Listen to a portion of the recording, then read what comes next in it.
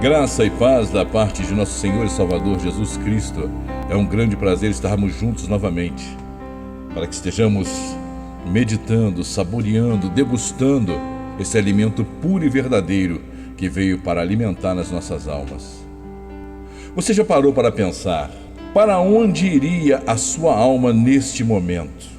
Pare e pense por um minuto. Onde está a evidência da sua fé? Como você sabe que é verdadeiramente salvo em Cristo Jesus?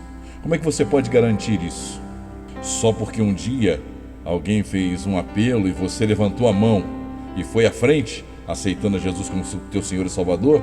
Será que isso é suficiente para termos certeza da nossa salvação? Se você morresse agora, nesse momento, para onde você iria? Com certeza, todos nós compareceremos diante do tribunal de Cristo, e dali sairá alguns para a salvação e gozo eternos, e outros para a condenação e horror eternos. Eu sei que muitos vão torcer o nariz quando ouvirem esta mensagem. Muitos vão achar que é uma mensagem que não traz relevância, uma mensagem que não vai trazer nenhum tipo de edificação, mas ouça até o final. Eu sei que essa mensagem, ela vai arranhar o verniz que te envolve e vai manchar o brilho de revestimento religioso que está sobre você. Eu sei que isso vai acontecer. Pouco me importa se você vai ficar chateado ou não. Eu não fui chamado para afagar o ego de pessoas que se acham tão santas, mas tão santas, que mais um pouquinho, de tão santas que são, mais um pouquinho não precisariam nem do Senhor Jesus para serem salvas. É por essa razão que o apóstolo Paulo nos exorta a examinarmos a nós mesmos com relação à nossa fé em Cristo Jesus. E quando ele fala de fé, ele não está se referindo aos ímpios, ele está se referindo à igreja, aos que se autodenominam crentes em Cristo Jesus. Ele está falando de nós mesmos, crentes em Cristo Jesus. Eu também não me excluo fora dessa situação.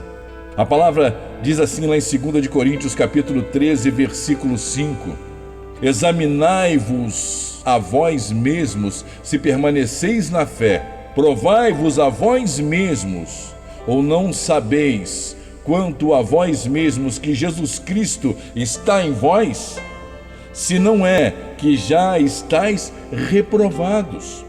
Se você não sabe que Cristo Jesus está em você e que tudo que você faz deveria ser para engrandecer e glorificar o nome de Cristo Jesus, com certeza você já está reprovado e você precisa de um conserto diante do Senhor. É muito séria a narrativa do apóstolo Paulo, pois muitas vezes nós nos chamamos de cristãos, mas não nos comportamos como verdadeiros cristãos. O nosso parecer não é como deveria ser o parecer de um seguidor de Cristo Jesus. Ainda mais quando a mensagem ela fere o nosso ego.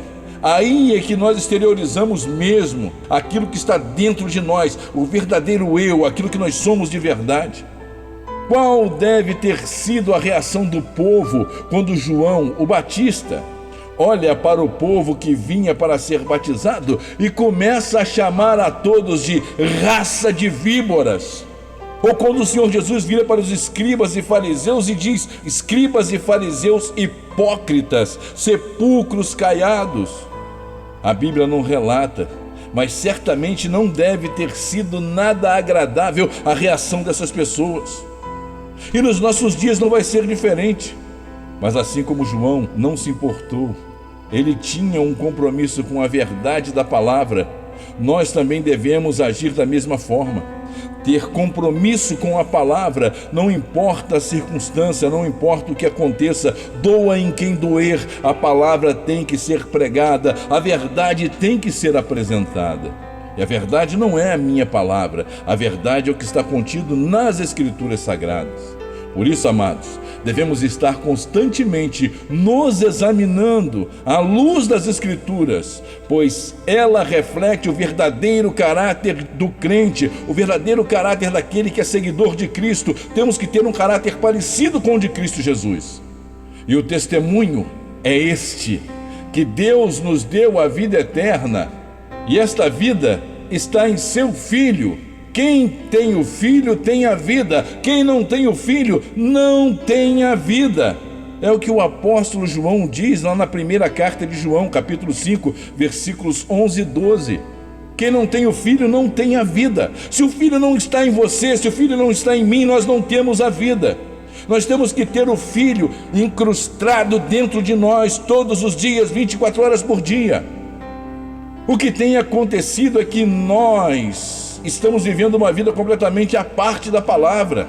Nos nossos dias tem se apresentado uma verdadeira enxurrada de falsos profetas e de falsos mestres apregoando heresias tão terríveis a ponto de desvanecer a verdadeira fé, a fé genuína em Cristo Jesus.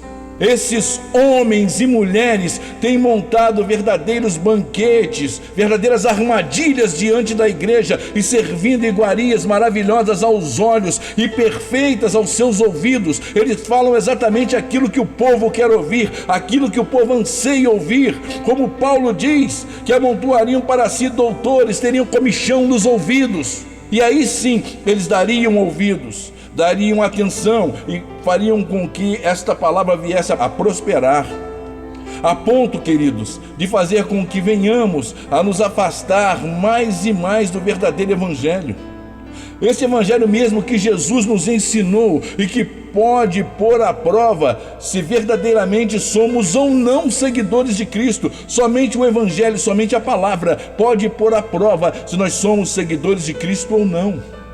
O que eu hoje falo através dessa mensagem é para que venhamos a nos despertar, pois a salvação é a coisa mais séria que o ser humano pode conquistar, mas também pode perder esta mesma salvação sem que tenha o direito de recuperá-la. E se isso acontecer, misericórdia, não há mais nada a fazer. Se você perder a sua salvação, se você se ligar a um outro evangelho que não seja o evangelho pregado na cruz do Calvário, o evangelho pregado pelos apóstolos, que foi trazido até nós através de Cristo Jesus pelo seu Santo Espírito, nós estaremos caminhando diretamente para o inferno. Não importa o tipo de mensagem que esteja sendo apresentado para nós, por mais bela, por mais linda a embalagem que ele venha, ele estará nos levando diretamente para o inferno. Só há um tipo de mensagem, só há um tipo de evangelho, o evangelho da salvação em Cristo Jesus. Você pode fazer parte de uma denominação, você pode ser membro de uma igreja há 10, 20, 30, 40 ou até 50 anos, mas isso não garante que você ainda guarda a fé em Cristo Jesus. Quantas pessoas estão na igreja há tanto tempo e já não conseguem mais guardar a fé genuína em Cristo Jesus? Se acostumaram com as idas e vindas da igreja, todo domingo na igreja, vai às segundas, vai às quartas, vai às sextas, participa de campanha, mas a sua vida é um verdadeiro inferno. A sua vida não condiz com o que as Escrituras Sagradas apresentam. Eu digo isso porque a fé, queridos, é tudo que temos, tudo que nós possuímos neste mundo é a fé, ou o verdadeiro crer em Cristo Jesus, é a nossa maior riqueza. Esta fé que nós apresentamos em Cristo Jesus é o que nós temos de mais precioso, é ela que vai garantir para nós a nossa salvação. Quando cremos que temos a promessa de que não seremos condenados, e essa promessa não nos foi feita por um profeta ou por um homem qualquer, mas esta promessa foi feita pelo próprio Senhor Jesus. Lá em João capítulo 3, versículo 18, ele diz: quem crê nele, ou seja, em Jesus, não é condenado. É crer, é aceitar, é depositar-se de corpo e alma. Mas quem não crê já está condenado, porquanto não crê no nome do unigênito Filho de Deus. Queridos, esse crer que o Senhor espera de nós é como aquela criança que sobe em cima de um barranco e, sem pestanejar, fecha os olhos e se atira no colo do pai, porque ele crê que o pai vai amparar ele no colo e não vai deixar ele bater no chão. É essa fé genuína que Cristo espera que nós tenhamos. É esta fé genuína que Ele espera que nós venhamos ter através da pregação da sua palavra. Quem não tem a fé no Filho de Deus já está condenado. Não importa se você professa uma religião, não importa se você tem a carteirinha de membro, não importa se você está na igreja há 10, 20, 30, 40 ou 50 anos, a sua fé é o seu passaporte para que você possa entrar na Cidade Santa pelas portas. Amados, neste período de pandemia, nós pudemos ver muitos crentes mesmo, desesperados, com o medo terrível da morte. Pastores que se recusavam a falar com as suas ovelhas, com medo de contrair o Covid-19. Homens e mulheres que sempre professaram uma fé inabalável, agindo em desespero, com medo de enfrentar a morte, com medo de contrair o Covid-19. Eu acho, queridos, que nesse caso, o Senhor Jesus nos faria a mesma indagação que Ele fez aos seus discípulos. A mesma indagação quando eles se acharam frente a frente com a morte durante a tempestade no mar, quando Jesus dormia no barco. Os discípulos começaram a gritar em desespero, pois estavam com medo de morrer. Jesus acorda, repreende o mar, repreende os ventos e faz uma pergunta aos discípulos: onde está a vossa fé? Está lá em Lucas capítulo 8, versículo 25. E a mesma pergunta Ele faz hoje para você que estava aí no desespero, com medo de morrer: onde está a vossa fé? Eu sei que muita gente neste momento está dizendo assim: ele está falando isso porque ele não contraiu a doença. Queridos, eu estou igual a você, na mesma situação. Estamos no mesmo barco. Só que nós, como servos, temos que nos colocar na prerrogativa de confiar no Senhor Jesus, assim como uma criança confia no seu pai. Temos que nos atirar nos braços do Senhor de corpo e alma. Se for a vontade dele que nós venhamos a partir deste mundo com o Covid-19, nós estaremos com Ele para sempre, durante toda a eternidade.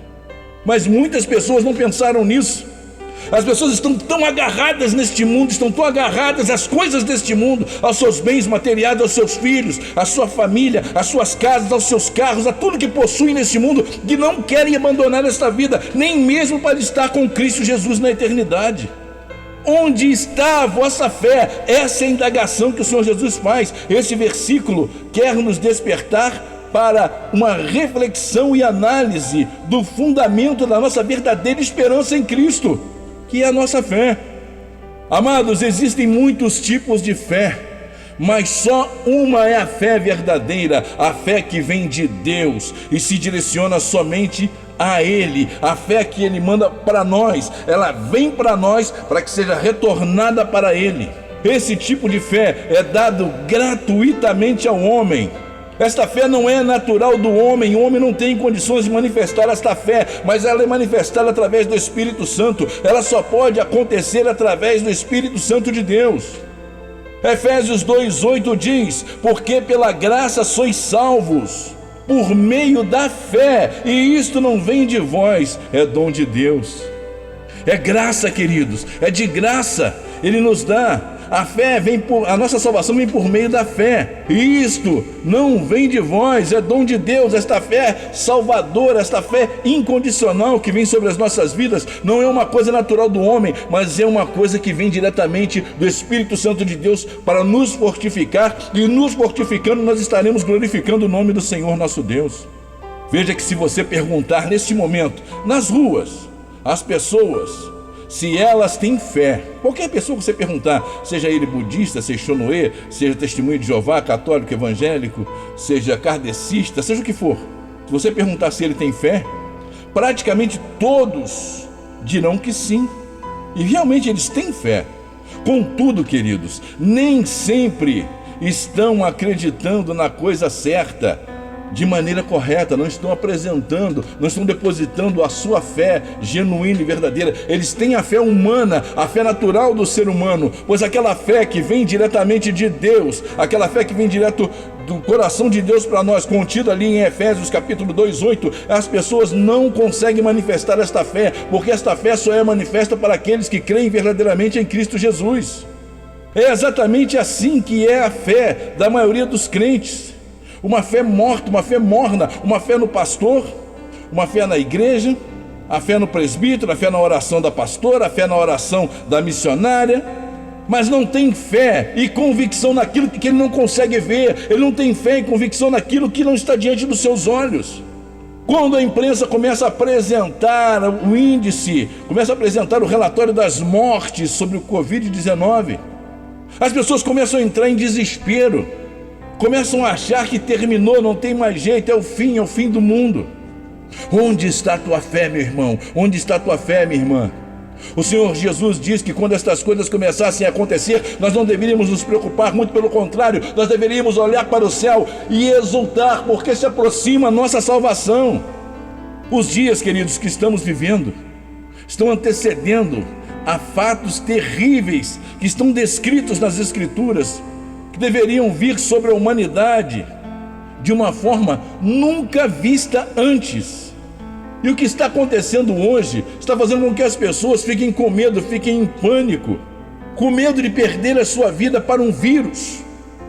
Agora tentem imaginar os nossos irmãos que estão lá na Coreia do Norte, no Afeganistão, na Somália, na Líbia, no Paquistão, Eritreia, no Iêmen, no Irã, na Nigéria, na Índia, dentre outros países.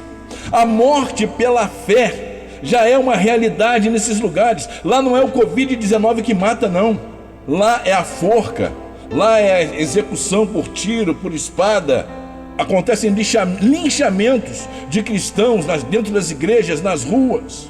Você pode conferir esta lista completa lá no site www.portasabertas.org.br. Lá no Portas Abertas você tem uma relação completa dos nossos irmãos que estão sendo mortos agora nesse momento, não pelo Covid-19, mas por aqueles que são inimigos da palavra de Cristo. Mas você está aí, acomodado, dizendo que esse tipo de coisa não pode acontecer. Ele não vai acontecer com você porque você é a igreja, você é a noiva de Cristo.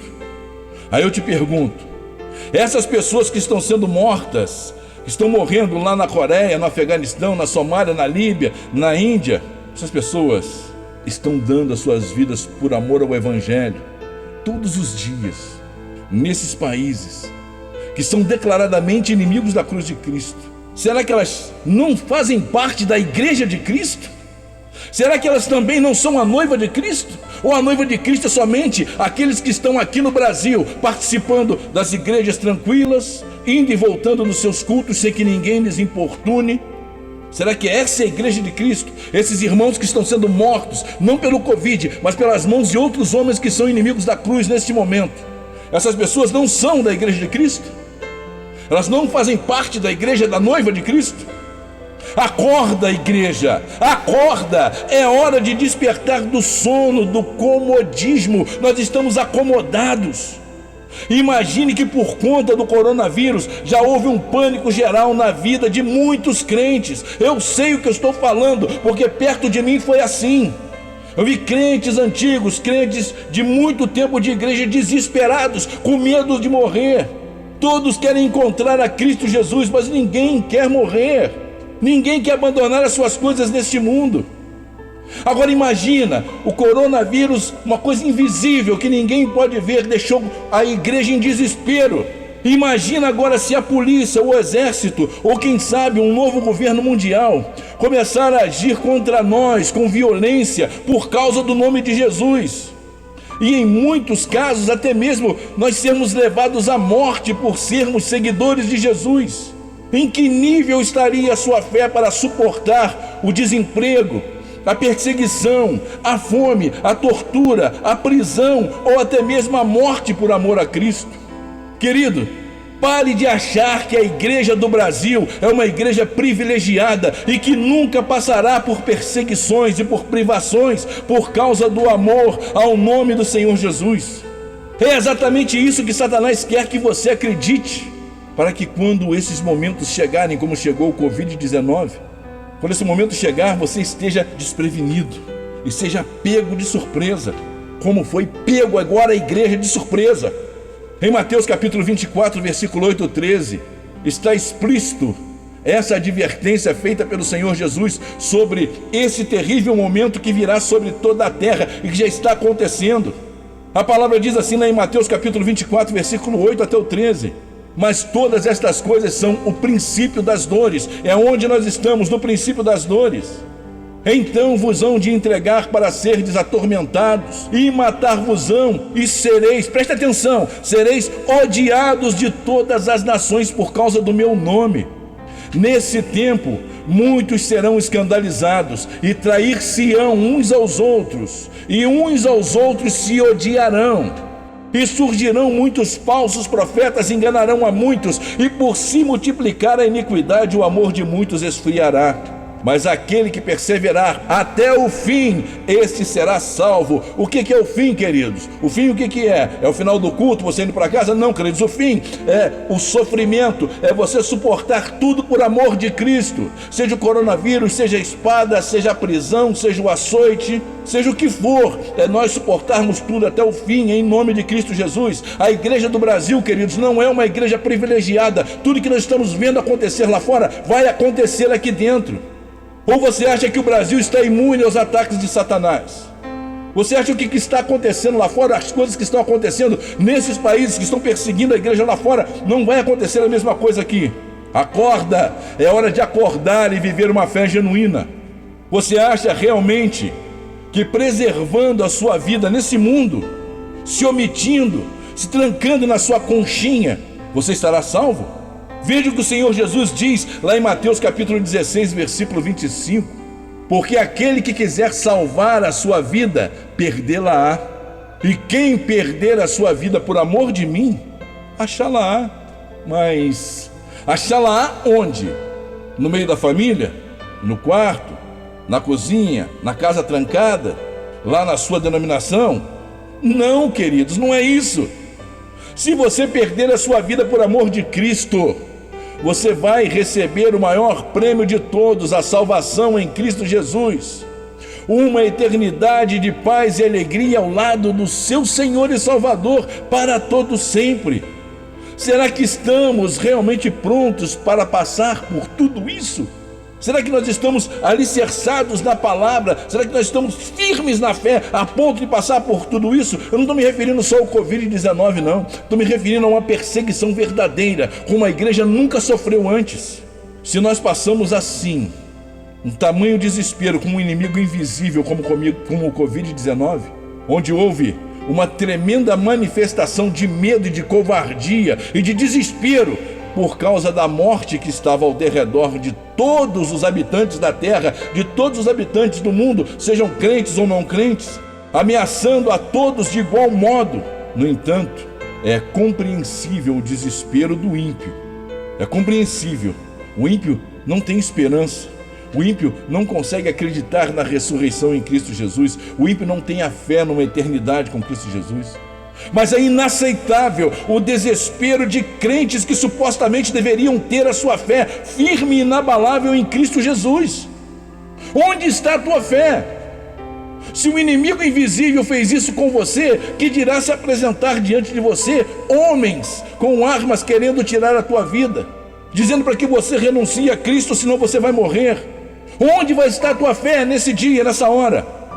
Confiando, queridos, que estaria guardado de todo mal que porventura sobrevier à sua vida. Você vai estar ali encolhidinho dentro da sua concha, confiando que você está ali guardado. Você vai crer realmente que o nosso Deus está tomando conta da tua vida. Você vai conseguir entregar a tua vida nas mãos dele. Queridos, o nosso Deus sempre tem um plano perfeito para cada um de nós. Se for da vontade do nosso Senhor permitir a nossa morte por conta dessa terrível doença, certamente Ele nunca nos deixará sós. Foi Ele que nos prometeu. Se nós fecharmos os olhos por causa do Covid, por causa de bala perdida, por causa de um infarto, seja o que for, o Senhor Jesus estará conosco. Nem a morte pode nos separar do Senhor Jesus. É essa fé, essa convicção que nós temos que ter nas nossas vidas. A palavra nos afirma isto lá no Evangelho de Mateus, capítulo 28, versículo 20.